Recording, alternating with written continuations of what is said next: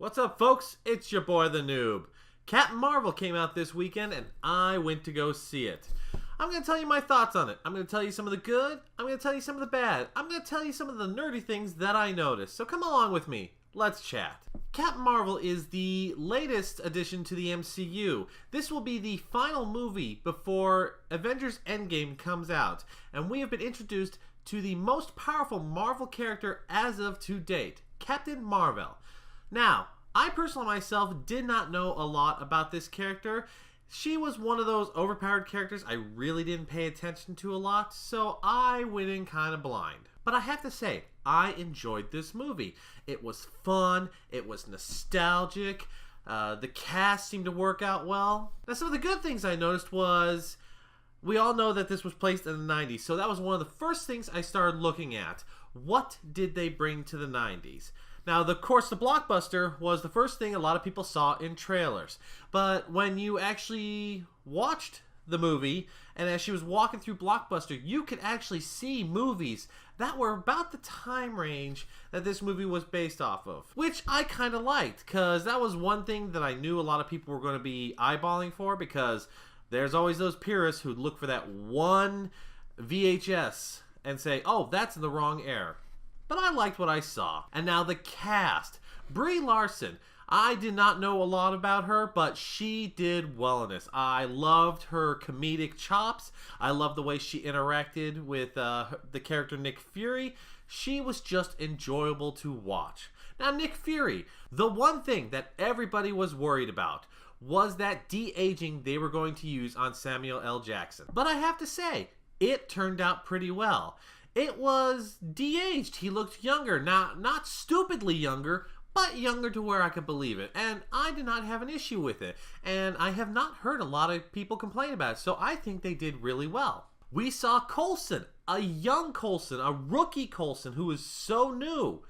He was just getting into the field. It was interesting to see that. We also had Ben Mendelsohn, who I have noticed plays a lot of bad guy characters. He played the Skrull Commander Talos in this movie.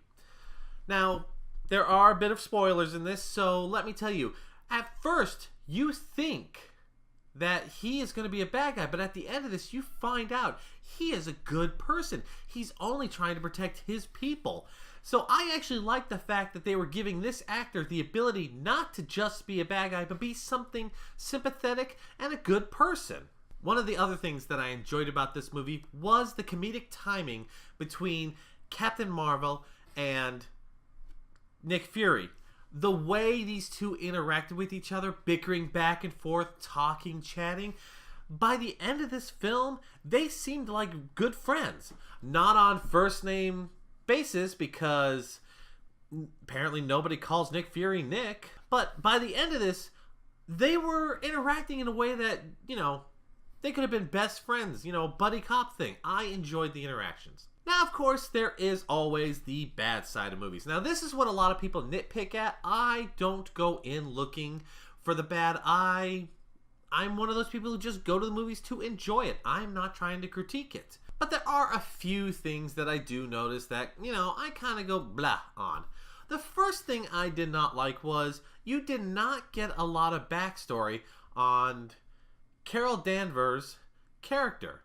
See, there was the point where we know she's human, and then somehow she starts working with the Kree. There's apparently a 6-year gap from when they find her and she has no memories to this storyline.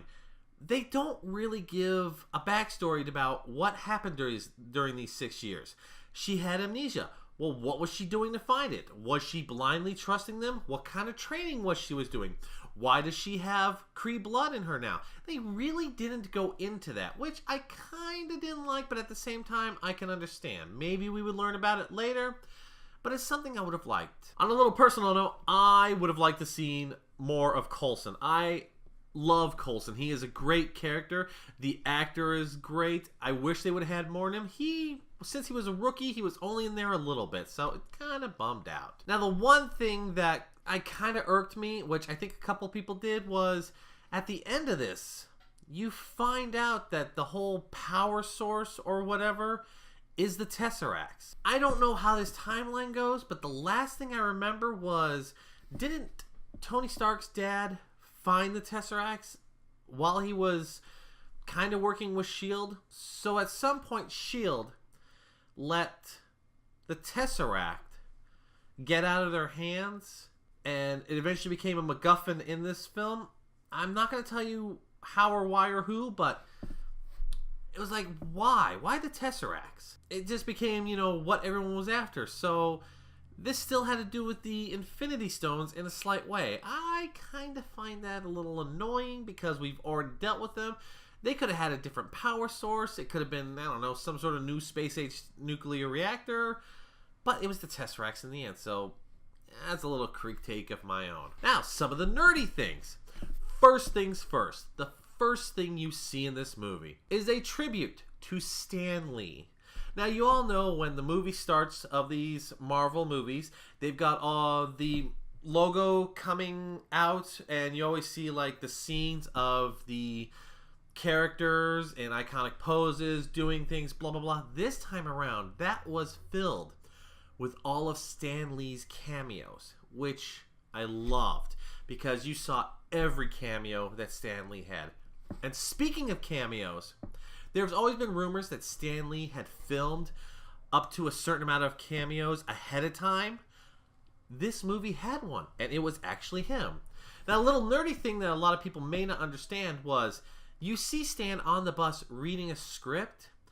If you go by the time frame of the movies of the 90s, it sounds like he's reading a script for Mallrats, which is a movie he did a guest appearance in. Holy shit!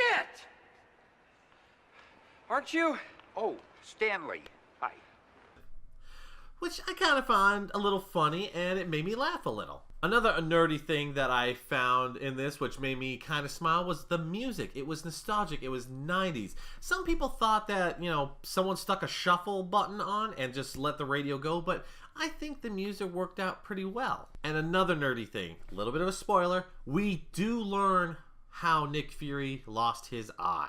And it's kind of a goofy one because if you remember back in Captain America Civil War, he talks about how the last time he trusted somebody, that's how he lost his eye. Last time I trusted someone, I lost an eye. It is in this movie we find out the person that he trusts is a cat. Aren't you the cutest little thing? Aren't you cute? And what's your name, huh? Gary. What's you? I'll be back. And not just any cat. The spoiler is this cat is an alien cat. That's right, folks. If you own a cat, look at it now. It may not be from Earth. Now, was this movie good? According to critics, it's giving them 80%. According to the fans, as of right now, it's giving it about 61%. When the weekend started, that number was low on the fan side, but it has grown. I enjoyed it because I went in, like I said, not looking to critique it. I think the reason why a lot of people had issues with this is they went in looking for some epic movie to critique. Somehow it's got to be so big it's going to eclipse the Avengers Infinity War. I knew it wasn't going to do that, and I wish people would get over that. If they would have just gone in like they were going to enjoy a movie, this would have been great. If you have not seen it yet, go ahead. In fact, this is one of the few movies I'm going to recommend seeing in 3D. I had to because the only showing that wasn't having me way up in the front was 3D. And with glasses, it's kind of annoying, but I put them on, and 5 minutes into this, I couldn't even tell you I was wearing glasses. They did not go the stupid route for CG where ridiculous things were popped out. It was actually felt natural. Things that needed a little bit of oomph were done in 3D. The rest of it, you wouldn't have noticed. So if you want to enjoy it in 3D, go right ahead. This is actually a good movie that did it right. Folks, I enjoyed this movie. This was a great movie to finally get us ready for Endgame. They had 2 small clips at the end during the credits. One of them actually looks like it could be a scene from Endgame. The other one at the end isn't, but it's a cute little thing that goes with the movie. Definitely stay for the end of the credits, because let's face it, it's a Marvel film. Folks, I'm the Noob. I enjoyed this movie. You'll enjoy this movie. Just go and enjoy the movie. Don't critique it. Don't question it. Do what they used to do back in the 90s. You went to the movies to enjoy it. So go do that, folks. Anyways, I'll catch you later. You're not an alien, are you? Later.